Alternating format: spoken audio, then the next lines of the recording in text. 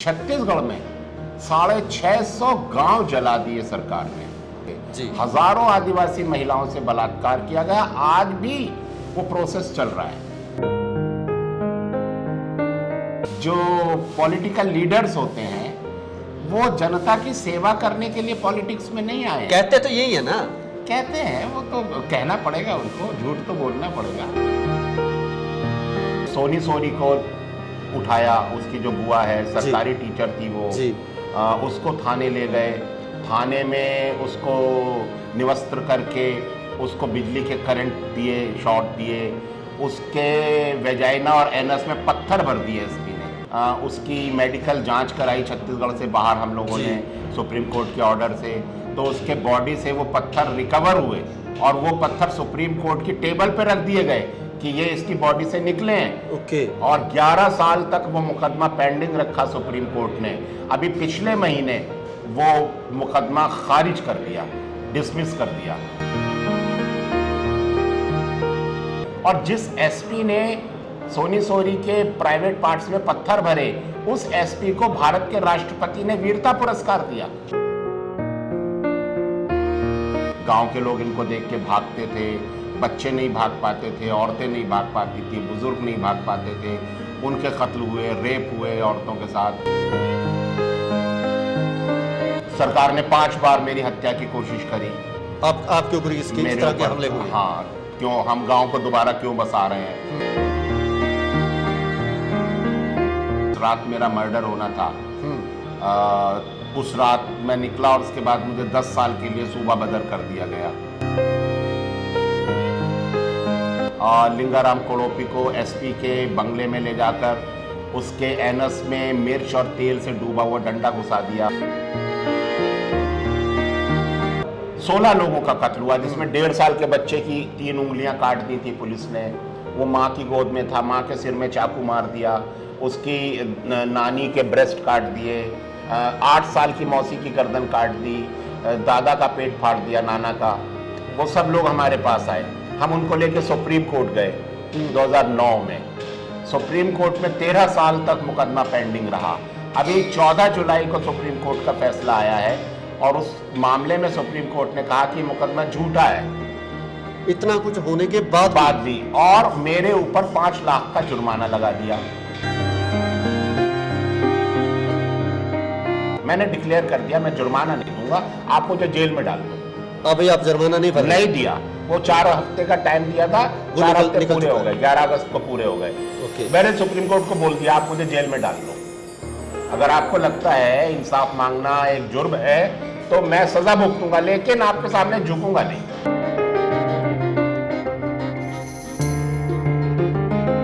सत श्री अकाल जी, तुसी देख रहे हो इंडोज टीवी आस्ट्रेलिया ते मैं हाँ गोरखपाल सिंह।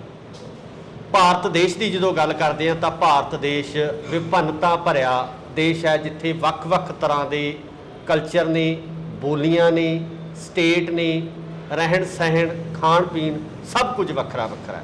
ਪਰ ਜੋ ਸਾਡੇ ਦੇ ਵਿੱਚ ਇੱਕ ਹੈ ਉਹ ਹੈ ਸਾਡੇ ਦੇਸ਼ ਦਾ ਤਿਰੰਗਾ। ਸੋ ਇਸ ਵਿਭਿੰਨਤਾ ਦੇ ਨਾਲ ਨਾਲ ਸਾਡੇ ਦੇਸ਼ ਦੇ ਵਿੱਚ ਕੁਝ ਜਾਤੀਆਂ ਤੇ ਕੁਝ ਸਟੇਟ ਇਸ ਤਰ੍ਹਾਂ ਦੇ ਵੀ ਨੇ ਜਿਨ੍ਹਾਂ ਸਟੇਟਸ ਦੇ ਵਿੱਚ ਉੱਥੋਂ ਦੇ ਲੋਕਾਂ ਨਾਲ ਬਹੁਤ ਜ਼ਿਆਦਾ ਧੱਕੇਸ਼ਾਹੀਆਂ ਤੇ ਨਾਲ ਹੀ ਨਾਲ ਉਹਨਾਂ ਲੋਕਾਂ ਨਾਲ ਇੱਕ ਵਿਤਕਰਾ ਹੋ ਰਿਹਾ। ਸੋ ਇਸ ਵਿਤਕਰੇ ਦੇ ਖਿਲਾਫ ਖਾਸ ਕਰਕੇ ਜਦੋਂ ਅਸੀਂ ਗੱਲ ਕਰਦੇ ਹਾਂ ਆਦੀਵਾਸੀ ਲੋਕਾਂ ਦੀ, ਜਿਹੜੇ ਕਿ ਇਸੇ ਮੁਲਕ ਦਾ ਹਿੱਸਾ ਨੇ, ਉਹਨਾਂ ਨਾਲ ਜੋ ਜ਼ਿਆਦਤੀਆਂ ਹੋ ਰਹੀਆਂ ਨੇ, ਜੋ ਉਹਨਾਂ ਨਾਲ ਧੱਕੇਸ਼ਾਹੀਆਂ ਹੋ ਰਹੀਆਂ ਨੇ, ਉਹਨਾਂ ਦੇ ਖਿਲਾਫ ਆਵਾਜ਼ ਚੁੱਕਣ ਵਾਲੇ ਬਹੁਤ ਸਾਰੇ ਨਾਂ ਨੇ, ਬਹੁਤ ਸਾਰੇ ਬੁੱਧੀਜੀਵੀ ਨੇ ਜਿਹੜੇ ਉਹਨਾਂ ਦੇ ਹੱਕ ਦੇ ਵਿੱਚ ਬੋਲਦੇ ਨੇ, ਤੇ ਉਹਨਾਂ ਵਿੱਚੋਂ ਇੱਕ ਨਾਮ ਹੈ हिमांशु कुमार ਦਾ। सो ਅੱਜ ਸਾਡੇ ਨਾਲ हिमांशु कुमार जी मौजूद ने। हिमांशु जी, बहुत बहुत स्वागत है आपका इंडोज टीवी। बहुत शुक्रिया बुलाने के लिए। जैसे मैंने हिमांशु जी पहले बोला कि भारत में बहुत सारी बोलियाँ ने, बहुत सारे यहाँ का रहने का स्टाइल अलग अलग है। ਤਾਂ ਇਹਦੇ ਵਿੱਚ ਜਦੋਂ ਆਦੀਵਾਸੀਆਂ ਦੀ ਗੱਲ ਕਰਦੇ ਆ ਤਾਂ ਉਹਨਾਂ ਨਾਲ ਜੋ ਧੱਕੇਸ਼ਾਹੀਆਂ ਹੋ ਰਹੀਆਂ ਨੇ, ਜੋ ਉਹਨਾਂ ਨੂੰ ਉਹਨਾਂ ਦੇ ਰਹਿਣ ਵਾਲੇ ਇਲਾਕੇ ਉਜਾੜੇ ਜਾ ਰਹੇ ਨੇ, ਤੁਸੀਂ ਉਹਨਾਂ ਖਿਲਾਫ ਬੋਲੇ ਹੋ, ਆਵਾਜ਼ ਚੱਕੀ ਹੈ, ਨਾਲ ਹੀ ਨਾਲ ਉਹਨਾਂ ਦੇ ਵਿੱਚ ਰਹੇ ਵੀ। ਕੀ ਕਹਿਣਾ ਚਾਹੋਗੇ ਕਿ ਕਿਸ ਤਰ੍ਹਾਂ ਦੀਆਂ ਜ਼ਿਆਦਤੀਆਂ ਉਹਨਾਂ ਲੋਕਾਂ ਨਾਲ ਹੋ ਰਹੀਆਂ?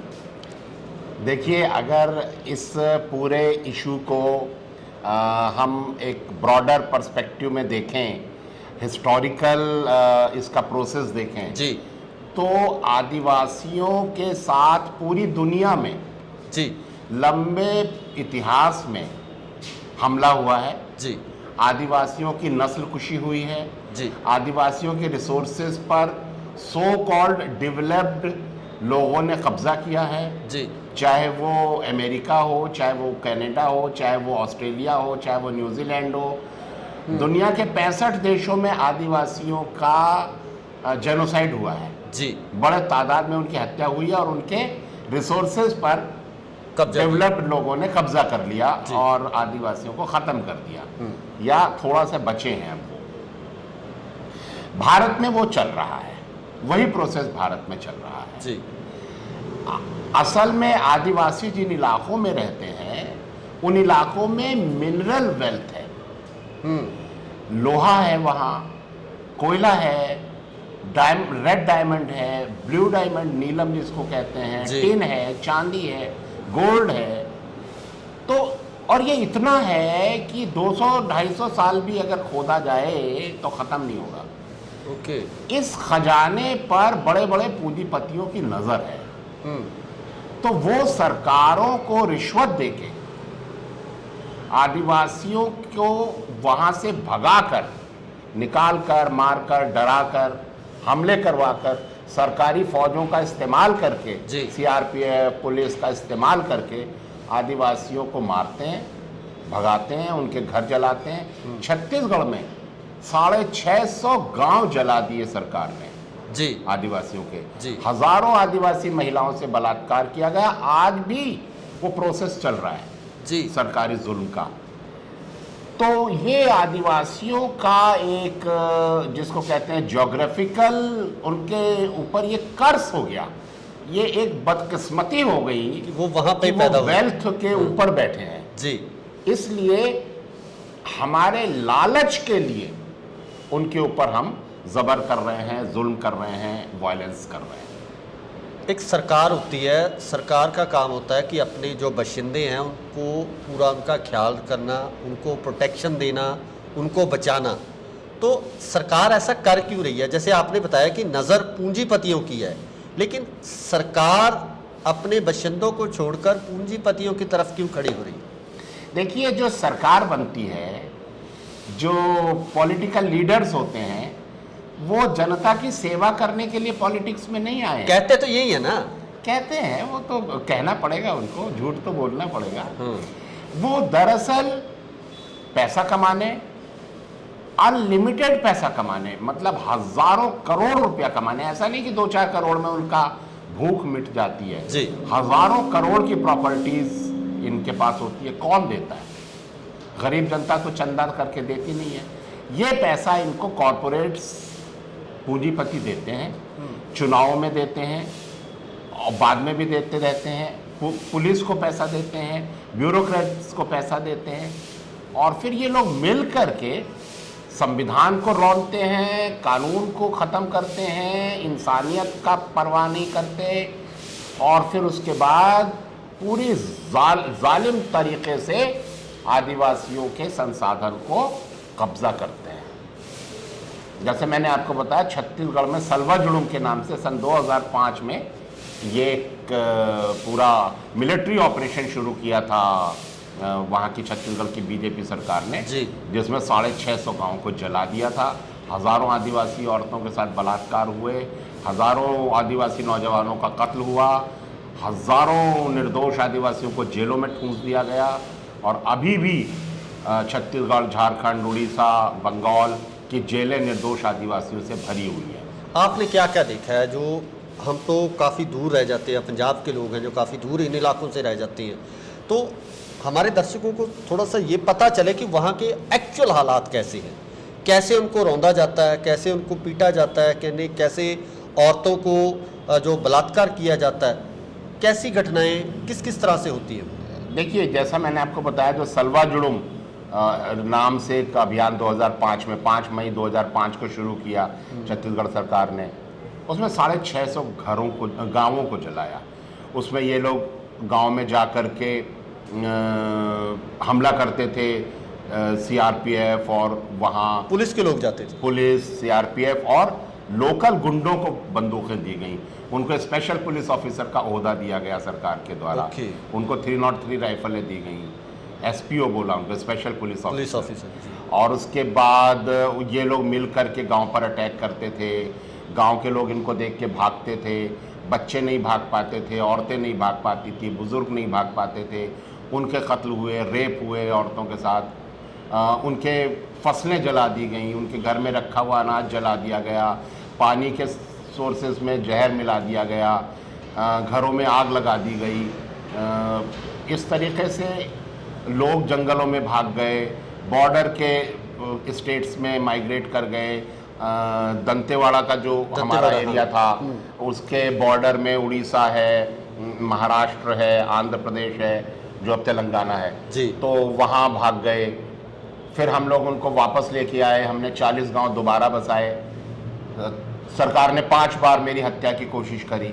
आपके ऊपर इस तरह के हमले हुए? हाँ, क्यों हम गांव को दोबारा क्यों बसा रहे हैं। और उसके बाद सन 2010 में जब फाइनली जिस रात मेरा मर्डर होना था, उस रात मैं निकला और उसके बाद मुझे 10 साल के लिए सूबा बदर कर दिया गया, तड़ी पार कर दिया। जी।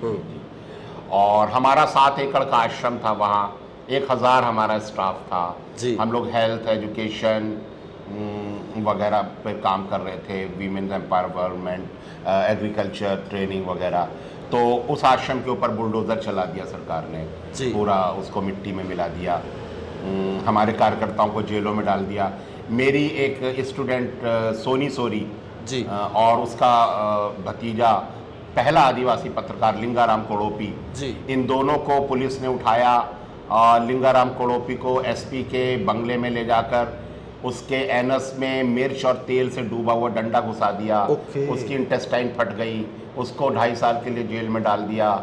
फिर सोनी सोरी को उठाया, उसकी जो बुआ है, सरकारी टीचर थी वो, उसको थाने ले गए। थाने में उसको निवस्त्र करके उसको बिजली के करंट दिए, शॉट दिए, उसके वेजाइना और एनस में पत्थर भर दिए एसपी ने। और फिर उसको जेल में डाल दिया। फिर हम लोगों ने सुप्रीम कोर्ट में शिकायत करी, उसकी मेडिकल जांच कराई छत्तीसगढ़ से बाहर हम लोगों ने सुप्रीम कोर्ट के ऑर्डर से। तो उसके बॉडी से वो पत्थर रिकवर हुए, निकाले गए और वो पत्थर सुप्रीम कोर्ट की टेबल पे रख दिए गए कि ये इसकी बॉडी से निकले हैं। और 11 साल तक वो मुकदमा पेंडिंग रखा सुप्रीम कोर्ट ने। अभी पिछले महीने वो मुकदमा खारिज कर दिया, डिसमिस कर दिया, कोई इंसाफ नहीं दिया। और जिस एसपी ने सोनी सोरी के प्राइवेट पार्ट्स में पत्थर भरे, उस एसपी को भारत के राष्ट्रपति ने वीरता पुरस्कार दिया। तो ये इंतहा है जुल्म की। फिर मेरे पास लोग आए कि हमारे परिवार के लोगों का पुलिस ने कत्ल कर दिया, सीआरपीएफ के लोग भी शामिल थे। 16 लोगों का कत्ल हुआ, जिसमें 1.5 साल के बच्चे की 3 उंगलियां काट दी थी पुलिस ने। वो माँ की गोद में था, माँ के सिर में चाकू मार दिया, उसकी नानी के ब्रेस्ट काट दिए, 8 साल की मौसी की गर्दन काट दी, दादा का पेट फाड़ दिया, नाना का।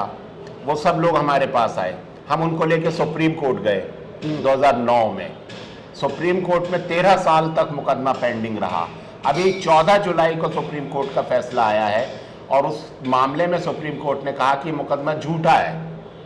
इतना कुछ होने के बाद भी और मेरे ऊपर 5 लाख का जुर्माना लगा दिया इसी केस के लिए कि आपने जो सबमिशन दिया, गलत सबमिशन दिया। आप कोर्ट में क्यों आए? अब पुलिस ने तो कार्रवाई कर दी थी, पुलिस ने तो एफआईआर लिख ली थी, आपको पुलिस की कार्रवाई पर भरोसा करना चाहिए था। आपने सुप्रीम कोर्ट आके हमारा टाइम वेस्ट किया। तो हमने कहा कि इस मामले में तो पुलिस एक्यूज्ड है जी, और सुप्रीम कोर्ट का ही फैसला है कि जिस मामले में पुलिस एक्यूज्ड है उस मामले की जांच पुलिस नहीं कर सकती। तो हम पुलिस की कार्रवाई पे कैसे भरोसा करेंगे जी? हम तो आपके पास आए थे ये कहने की आप जांच कराइए, आपने जांच क्यों नहीं कराई? और बिना जांच कराए आपको सपना आ गया कि ये मामला झूठा है जी, और फिर आप 5 लाख का जुर्माना लगा रहे हो। तो आप ये कह रहे हो कि इंसाफ मांगना जुर्म है, तो हम आपको जुर्माना नहीं देंगे। मैंने डिक्लेयर कर दिया मैं जुर्माना नहीं दूंगा, आप मुझे जेल में डाल दो। अभी आप जुर्माना नहीं भर नहीं दिया। वो 4 हफ्ते का टाइम दिया था, वो 4 निकल हफ्ते पूरे चुका हो गए, है। 11 अगस्त को पूरे हो गए। ओके। मैंने सुप्रीम कोर्ट को बोल दिया आप मुझे जेल में डाल दो। अगर आपको लगता है इंसाफ मांगना एक जुर्म है तो मैं सजा भुगतूंगा, लेकिन आपके सामने झुकूंगा नहीं। मैं गलत बात कबूल नहीं करूंगा। ये गलत बात है कि आपने एक तो इंक्वायरी नहीं कराई और आपने सरकार के दबाव में बदमाशों को बचाने के लिए यह फैसला दिया है कि मुकदमा झूठा है, जांच कराए बिना। तो वो अब मेरे ऊपर गिरफ्तारी की एक तरीके से तलवार क्या फंदा कस दिया गया है, लेकिन मैं बिंदास हूं, मुझे कोई डर नहीं है जेल जाने का, लेकिन हम जुल्म के सामने झुकेंगे नहीं। हिमांशु जी, बहुत सारे ऐसे लोग हैं आप जैसे जिन्होंने जुल्म के खिलाफ आवाज़ उठाई, बहुत बोले, उन सभी को पकड़ के जेल में डाल दिया गया। ठीक है, ये तो हर दौर में हुआ है। जिन्होंने सच्चाई और इंसाफ के लिए आवाज़ उठाई है, जालिम हुकूमत ने उनको सताया है। चाहे सुकरात हो, चाहे हमारे गुरु लोग हैं, उन सबको उस समय की जालिम हुकूमतों ने सताया है, लेकिन वो झुके थोड़ी। तो जुल्म के सामने झुकना तो हम लोगों की फितरत नहीं है। नहीं, अगर आप जेल में चले जाते हो तो जिन लोगों को आपने ये सभी चीज़ें बतानी है, जिनके सामने ये अपना पक्ष रखना है, क्योंकि संविधान को हम मानते हैं कि सबसे बड़ा किसी देश का संविधान होता है जिससे इंसाफ होता है, तो आपको लगता है कि वो उस संविधान की जो कानून है उसकी पालना सुप्रीम कोर्ट में या और कोर्ट में हो रही है? नहीं हो रही। इस समय हमारे कोर्ट इंसाफ के सबसे बड़े कातिल हैं। हमारे कोर्ट और जजेस इंसाफ का कत्ल कर रहे हैं। कोर्ट को नाइंसाफी का अड्डा बना दिया गया है। भारत में इतने नाइंसाफियां हो रही हैं और कोर्ट किसी मामले में जनता के पक्ष में फैसला नहीं दे रहा है। दलितों पर हो रहे हैं, आदिवासियों पर हो रहे हैं। आप देख रहे हैं मुसलमानों के घरों पर बिना कोर्ट की प्रोसीडिंग के बुलडोजर चला दिए जा रहे हैं और कोर्ट बोल नहीं रहा है। सरकार को सजा देने का हक नहीं है कानूनन, वो कोर्ट ही दे सकता है, लेकिन बिना कोर्ट की कार्रवाई के अब मुसलमानों के घरों पे बुलडोजर चलाया जा रहा है। कोर्ट को दिखाई नहीं दे रहा है। कोर्ट सुमोटो कॉग्निजेंस लेकर के सरकारों को नोटिस नहीं दे सकता जी, नहीं दे रहे। तो इस समय मुसलमानों के ऊपर जुल्म के मामले में कोर्ट देख रहा है, चुपचाप बोल नहीं रहा है। आदिवासियों के ऊपर जुल्म हो रहे हैं तो कोर्ट उल्टे बदमाशों को बचा रहा है। दलितों पर हमले हो रहे हैं तो कोर्ट चुपचाप देख रहा है। स्टूडेंट्स को, अगर स्टूडेंट्स फीस कम करने की मांग करें तो जेएनयू में घुस के उनके सिर फाड़ दिए जा रहे हैं। औरतें अगर बराबरी की मांग करें तो उनको अपशब्द कहे जा रहे हैं, ये फांसीवादी जो और ये जो हिंदुत्ववादी पूरे गुट हैं इनके द्वारा। तो ये सारा कोर्ट को दिखाई नहीं दे रहा है। कोर्ट चाहे तो सुमोटो नोटिस लेकर के और सरकार की फटकार लगा सकता है, लेकिन आप पिछले लंबे समय से देख रहे हैं कोर्ट सरकार के खिलाफ कोई फैसला नहीं दे रहा। अभी बिल्किस बानो के जो रेपिस्ट थे, उसकी बेटी के हत्यारे थे, उनको गुजरात सरकार ने रिहा किया, फूल मालाएं पहनाई, मिठाई खिलाई और सुप्रीम कोर्ट ने कहा कि गुजरात सरकार का यह फैसला वाजिब है। ये सुप्रीम कोर्ट का क्या हो क्या रहा है देश में, जैसे कि सरकार के पूरे दबाव में कोर्ट चल रहे हैं, चाहे वो सुप्रीम कोर्ट हो, हाई कोर्ट हो या लोअर कोर्ट हो, वो सरकार के पूरे प्रेशर में चल रहे हैं। आपको क्या लगता है? बिल्कुल प्रेशर में चल रहे हैं और खुद भी वो सांप्रदायिक हैं, खुद भी वो जालिम हैं, खुद भी वो गरीब के खिलाफ हैं, माइनॉरिटी के खिलाफ हैं, अमीर के पक्ष में है। खुद इंसाफ होगा कैसे? नहीं, कहाँ मिलेगा इंसाफ? ऐसे इंसाफ नहीं होगा। ये तो अब जनता को उठ खड़ा होना पड़ेगा और इन जालिमों को इनकी औकात बतानी पड़ेगी और इस पूरी सिस्टम को बदलने के लिए एक जोरदार मुहिम की जरूरत है। हिमांशु जी, सरकारों के पास सोर्सेज हैं, पुलिस हैं, बंदूकें हैं, टैंक हैं, आम लोगों के पास क्या है? देखिए, कैसे मुकाबला करेंगे? देखिए, जनता सबसे ज्यादा ताकतवर होती है। जनता के सामने बंदूकें और टैंक की ताकत कुछ भी नहीं है और ये इतिहास में बार बार साबित हो चुका है। इसलिए सरकार की वायलेंस के सामने तो डरना ही नहीं है और हम जीतेंगे तभी जब हम अपने दिल से मौत और जेल का खौफ निकाल देंगे। मेरे मामले में यही हुआ है। मुझे बहुत फोन आ रहे हैं नौजवानों के, उनके मन में बहुत आकर्षण है। मेरी कोई जत्थेबंदी नहीं है, मेरे पीछे कोई संगठन नहीं है, मेरे पास कोई प्रॉपर्टी नहीं है, मेरा मकान नहीं है, मेरी जमीन नहीं है, मेरा बैंक बैलेंस नहीं है।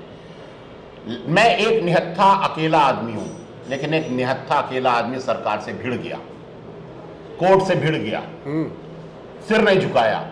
ये एक आदमी की मॉरल पावर है। तो हम अपनी मॉरल पावर के दम पर पूरी सत्ता को पीछे धकेल सकते हैं, हरा सकते हैं। ये जज्बा चाहिए, बाकी बिल्कुल। लोगों में ये जज्बा चाहिए। बिल्कुल बिल्कुल। इसी- बिना निडरता के ये लड़ाई नहीं जीता जा सकता। जो डरता है वो नहीं जीतेगा। सामने आना है।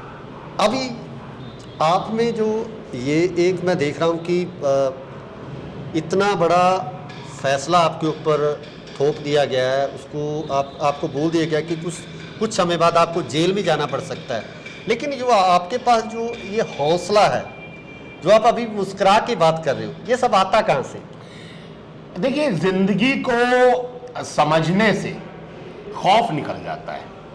जब हम समझते हैं कि मौत बिल्कुल इनएविटेबल है, वो तो जरूरी है। हमने कब्रिस्तान में उनकी भी खबरें देखी हैं जो मौत से डरते थे। बिल्कुल। तो मौत से तो डरने की कोई वजह ही नहीं है। और जेल जाने से भी क्या डरना, जैसे बाहर वैसे जेल। हमारे एक कवि हैं विद्रोही जी, उनकी कविता है जी। कि मुझको लगता है मेरा वतन जेल है, जब सभी कैद हैं फिर कहां जाऊंगा। क्या बात। तो हमको तो लगता है कि पूरा मुल्क एक जेल में तब्दील हो गया, जेल खाने में, और सभी कैद हैं यहाँ, सबकी जुबान पर ताले डाल दिए गए हैं। तो ऐसे में फिर जेल जाने से भी क्या फर्क पड़ेगा, जैसे बाहर है वैसे जेल में। मंशू जी, समा बदल पाएगा, बेशक, लोग आजाद होंगे। बेशक। ये तो हो ही नहीं सकता कि जालिम का राज ज्यादा लंबा चल जाए। ये तो इतिहास में नहीं हुआ। जनता पलट देगी इनको, इनकी मंजिया मुंदी पाड़ देगी। आप चिंता मत जल्दी करो। जल्दी समा जल्दी होगा। तो बहुत बहुत शुक्रिया हिमांशु जी, आपने हमें समा दिया, और ये सभी आपने जो विचार हैं, जो खासकर उन इलाकों का जो पक्ष है वो लोगों के सामने रखा, पंजाब के लोगों के सामने अपने वो पक्ष रखा। धन्यवाद। बहुत शुक्रिया।